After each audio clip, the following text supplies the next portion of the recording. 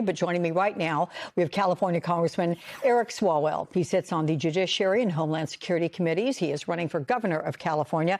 Good to see you again, Congressman. So the Democrats are demanding an immediate war powers vote, saying that the Constitution gives Congress alone the power to declare war. Many Democrats are calling this operation illegal, and they say the administration failed to lay out its rationale for military strikes and the aftermath. How will this war powers vote play out? It is illegal. We should vote against it. We shouldn't get caught in the process argument here. This is a values argument.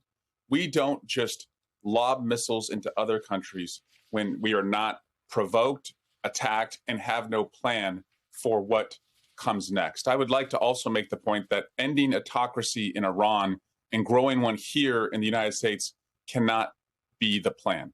We have been shown zero evidence that anything changed in Iran from last year when the president did not come to Congress and took a strike on Iran. And also, when you take a step back, do we think that these guys are smarter than the last gang that tried to go into the Middle East without any plans? And as somebody who sits on the Homeland Security Committee, I'm also thinking about threats to our homeland now. And the two individuals who are responsible for protecting the homeland, Kash Patel, Kristi Noem, my God, we are in trouble if those are the two who are protecting the homeland, as the president just launched an unjustified war into a region he knows nothing about.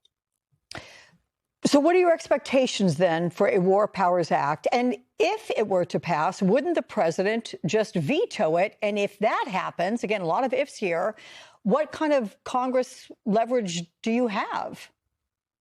I expect it will pass. It's saying that he has to come to Congress. But we should make it clear what we would do if he asked. And that's why I'm saying the answer has to be hell no. And by the way, people say that I never agree with Donald Trump. That's not true.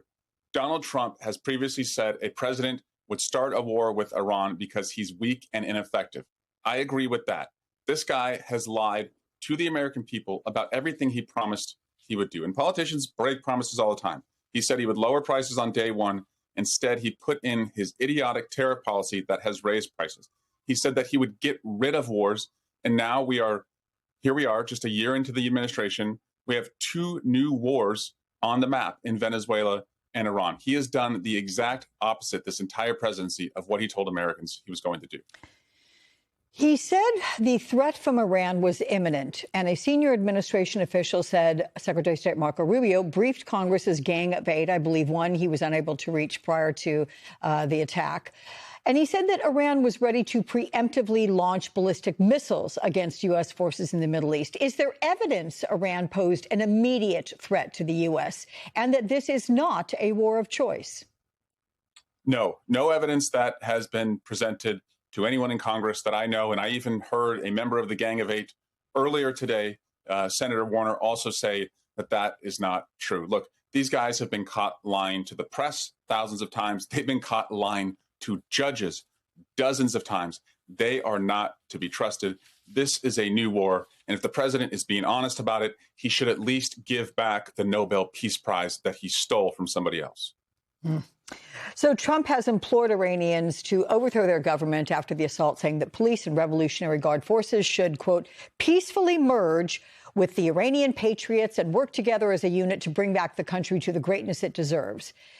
Look, it is challenging to envision hardline security officials will somehow team up with the same people they were gunning down in the streets just weeks ago. Is it clear the administration has a plan for what comes next in Iran? Could an even more extreme government be next?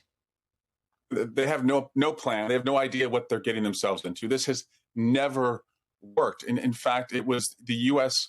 intervention with the Mossadegh administration back in the 50s when the CIA helped overthrow that government. The Shah came in. The Shah couldn't survive.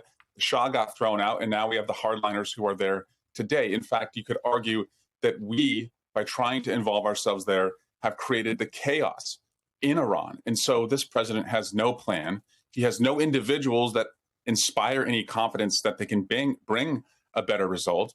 And of course, we want freedom and democracy for the Iranian people, but that has to come from within Iran, not from a reckless, incompetent president abroad. And by the way, China, Russia, North Korea, those are three other places with hardline leaders who commit human rights abuses and kill innocent people in their population, but the president isn't going after them, nor should he. And that's why you don't do this unless you are provoked and you have a plan for what comes next.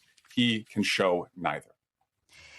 It is pretty apparent that Trump decided to strike Iran for reasons beyond its nuclear program. No deal was struck during Thursday's talks on Iran, but talks were again scheduled tomorrow in Vienna.